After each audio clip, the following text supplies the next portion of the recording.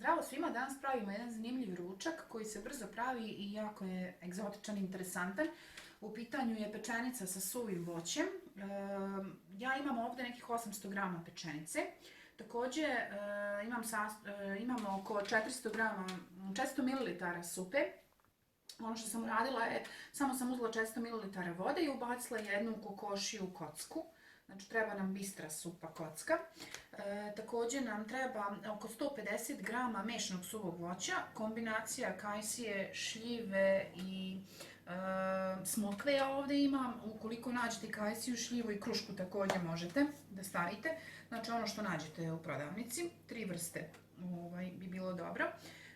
Treba vam malo bibera, treba vam 2 kašike ulja, treba vam otprilike 1 kašika, odnosno pola kašičice origana, treba vam 100 ml slatke pavlake i otprilike 1 do 2 kašike gustima.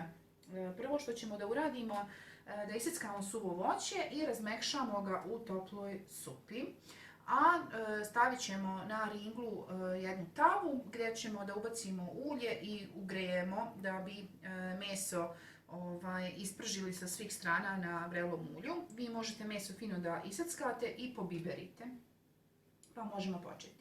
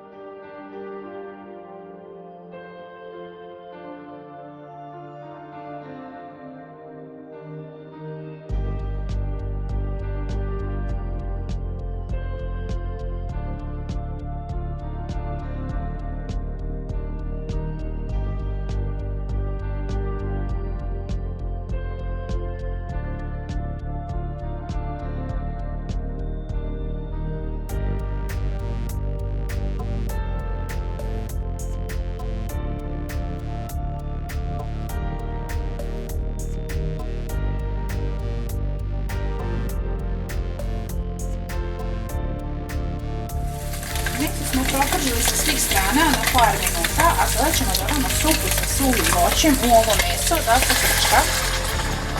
I također ćemo da dodamo i origano. To ćemo da poklopimo, smanjit ćemo ringlu, poklopit ćemo i ostavit ćemo nekih 45 minuta da se lagano krčka.